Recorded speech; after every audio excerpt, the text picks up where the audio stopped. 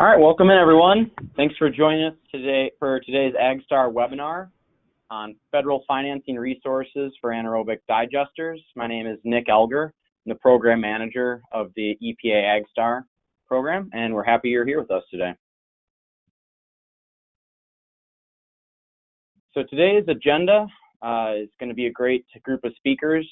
I'll be starting things out first with EPA AgSTAR, give an overview of our program.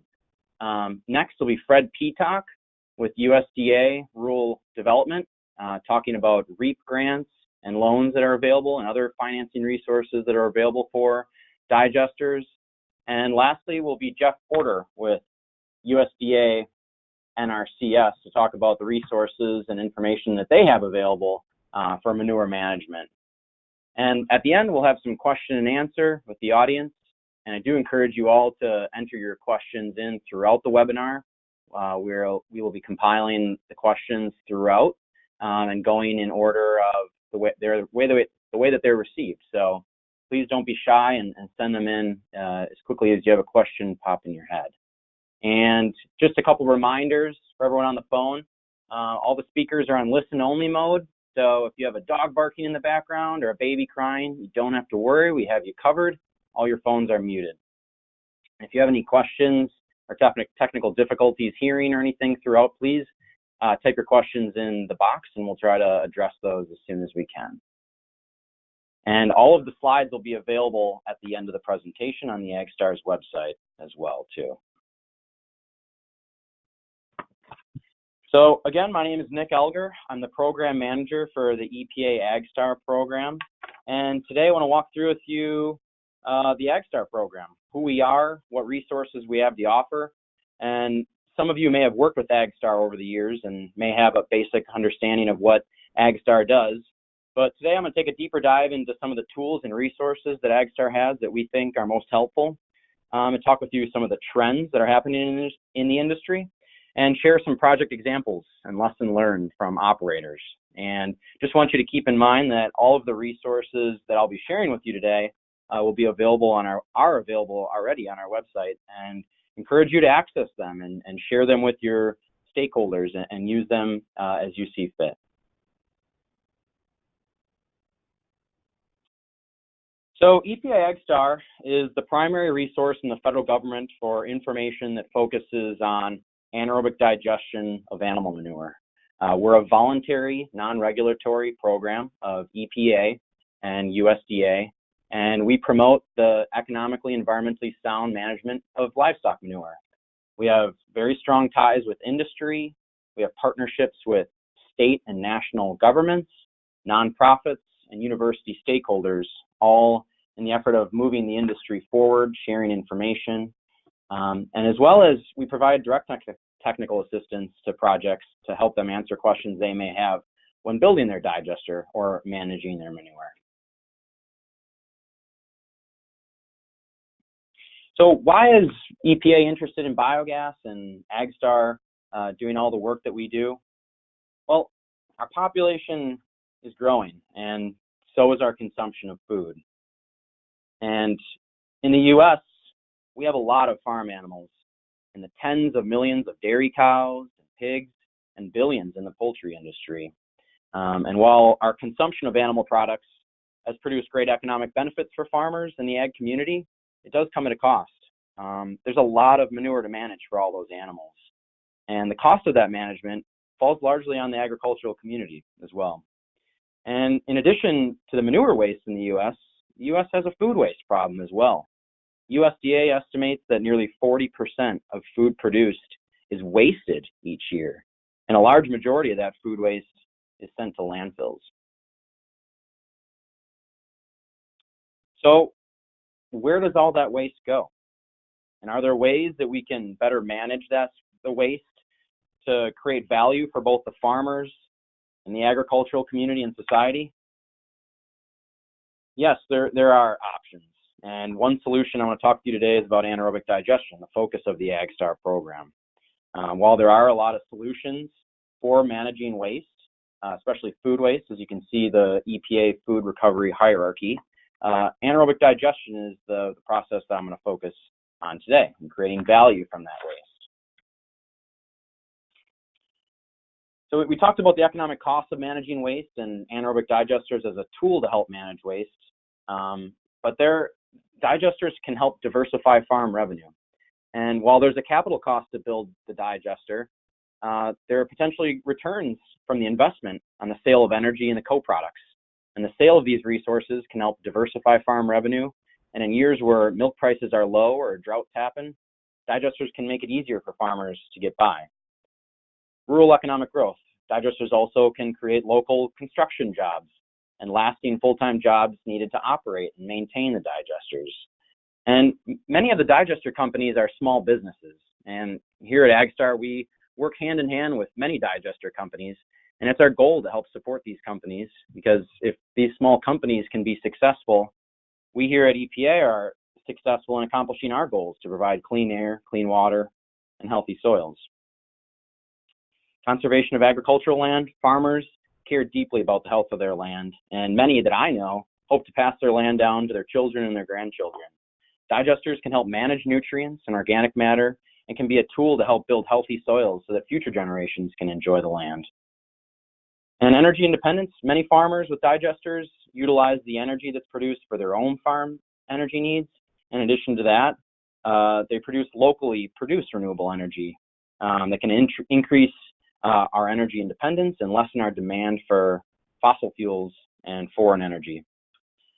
And digesters are also a tool for sustainable food production, not only a tool for sustainably managing animal manure, but when food waste is digested and returned to the soil, the nutrients are also returned to the soil, closing the loop so that crops can grow again with the nutrients needed to feed our world. And lastly, farm community relationships. There's a lot of examples where digesters can be a great resource for the community. We found that when a digester is well operated and maintained and the community is involved, there's a sense of pride that comes from producing local renewable energy. And digesters can be a resource to provide education to the community and the youth on sustainable agricultural practices. And the reduction of odors that digesters provide can oftentimes allow farms to expand and improve the public image of farm operations.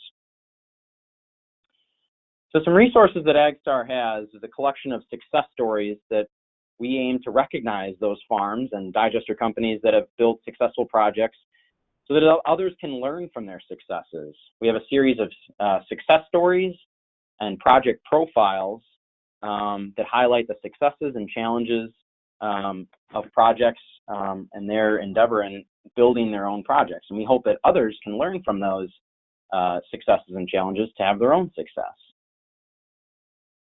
We also have a Meet an Operator series where we talk with one-on-one with operators and they tell their experience from operating and maintaining digesters. Operating digesters is a difficult problem. It's one of the biggest challenges with keeping digesters up and operating. And the more that you can learn from others' experiences, the better that you can operate your own project. And I encourage you all, if you have a project that you'd like AgSTAR to highlight or a superstar operator that has a lot of wisdom to share, please let us know. We'd love to recognize their work and help the industry learn from your experiences so we can move forward together. AgSTAR also has a vendor directory for digester companies, project developers, biogas equipment providers, and others to share their company's information to help connect people that are interested with digesters with those companies. And I also want to point out the Nutrient Technology Catalog there on the right. Nutrient is not associated with EPA, but they're an organization that aims to improve the sustainability of the dairy industry. And the Nutrient Catalog, which is, you can find a link to that on our website, is a great resource for identifying the right digester technology for your farm and the right developer to help you build your project. All technologies in the catalog are rated by third-party experts and can help you make a good decision when deciding on the right digester for you. So AgSTAR is also the primary resource that tracks the current market for digesters. Here is a map of all the digester projects on farm in the US. You can find this on our homepage. You can click on the little circles there and learn more about digesters in your state. So I encourage you to check that out. That map there is powered by our anaerobic digester database. AgSTAR has the most comprehensive database for digester projects on farms in the US. And in our database, you can see all of the operating and shutdown projects and some of the projects that are under construction. You can learn about the types of systems that are out there, the energy that they produce, and the end use of the biogas. Our AgSTAR data and trends page kind of breaks down our database into the different trends that are happening in the industry. Everything from the number of digesters, the types of system design, energy production output, and greenhouse gases reduced.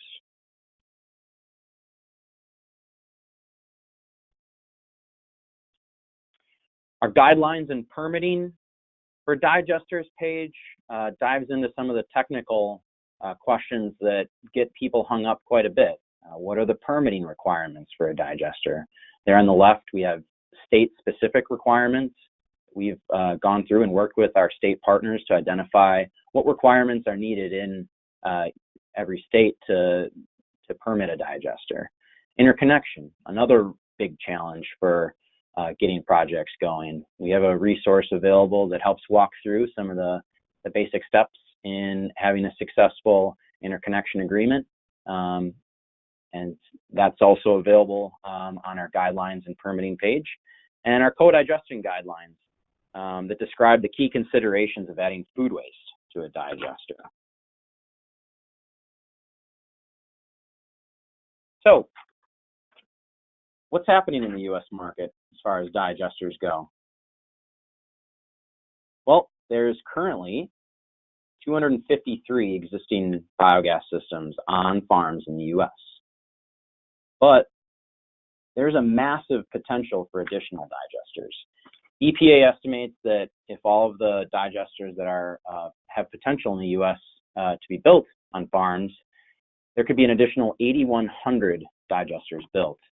And those systems could produce a lot of energy. If all those systems are fully realized, they could produce enough electricity to power 1 million American homes for a year. And the great thing about biogas is that it's a flexible fuel. Not only can it be used to generate electricity, but it can be upgraded to renewable natural gas, a replacement for natural gas or other vehicle fuels. And that could be enough to power 2 million passenger cars for 1 year.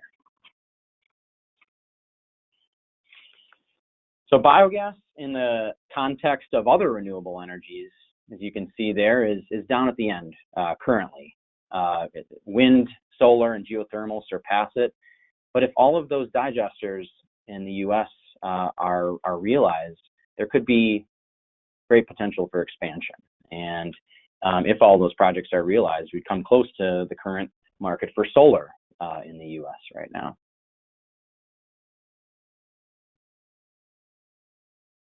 So in the first part of the 2000s, we saw a rapid growth in the digester industry, and it's since tapered off in the 2010s.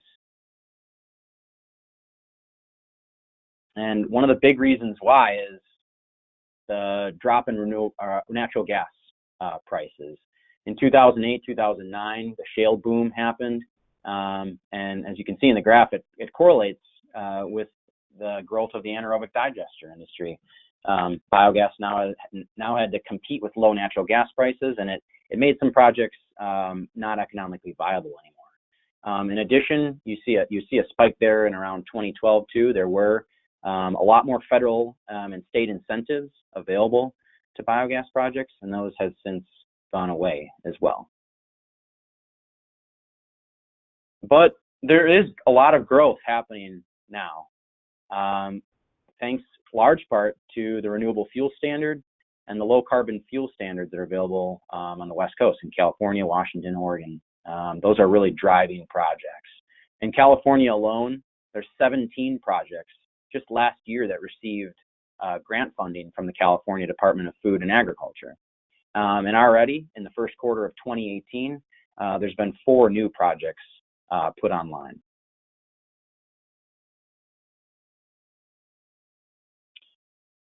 So now I'd like to leave you with just a few case studies of successful projects in the U.S. that can be models for future projects, and these are models that are helping to diversify revenue, spreading risks and rewards, and are really some innovative models.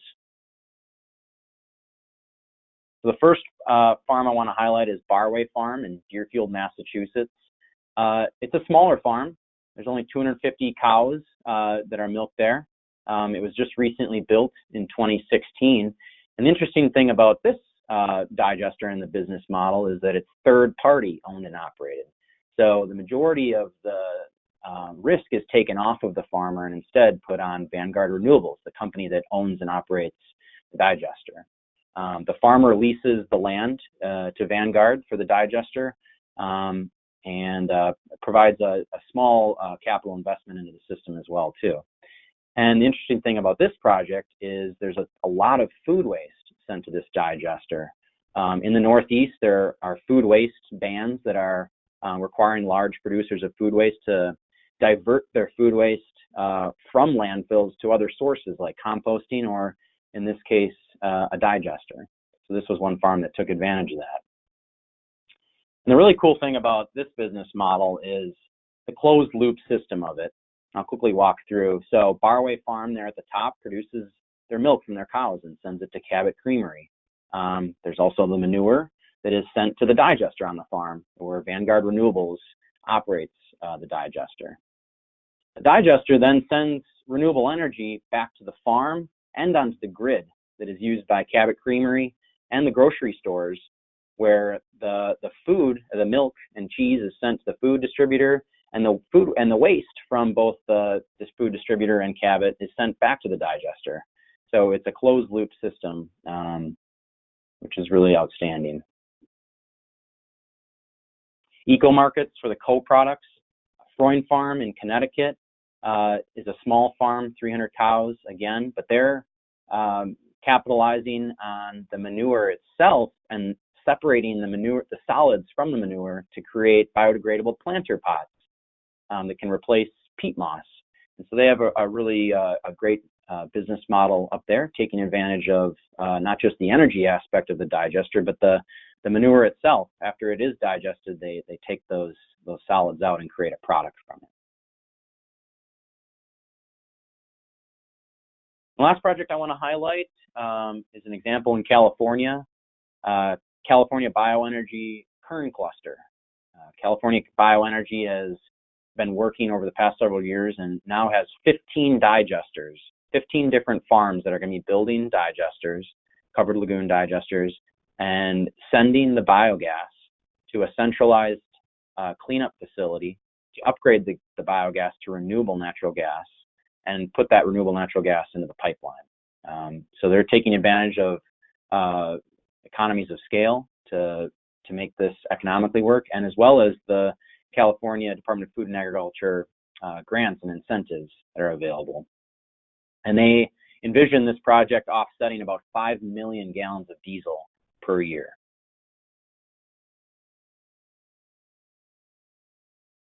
So lastly, invite you to join the AgSTAR Partner Program. And if you're a university, a nonprofit, or state organization, or you work with anybody that are one of these groups, to reach out to us and join our program. We have 33 partners, and we really try to work collectively to help move the industry forward.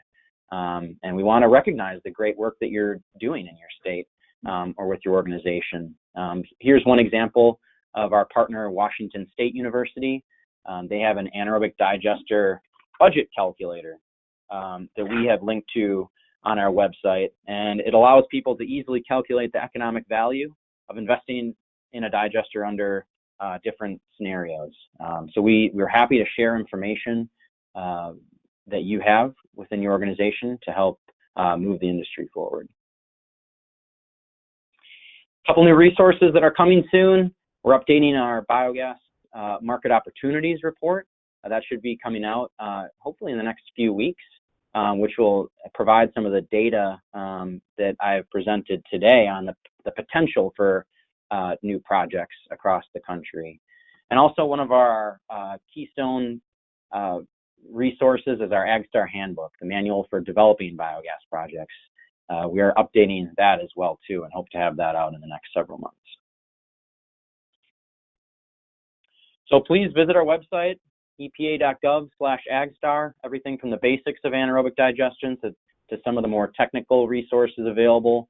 There's our link there, and that is all I have. So thank you. I'm going to turn the mic over now to our next speaker, Fred Peacock with USDA, to talk about the grants and loans that REAP and EQIP offer. And again, just want to remind you, if you do have any questions, to please type them in now or at any time throughout the webinar, and not to wait to the end, because we are compiling them and we'll get to them at the end. So thank you. Fred, the mic is yours. Thank you, Nick. It's a great presentation. I think you showed us some models that allow for successful development of projects, and I think the other major point is that not every project has to necessarily utilize a USDA type of assistance, but there's a tremendous potential to develop projects, much more than we've seen to date.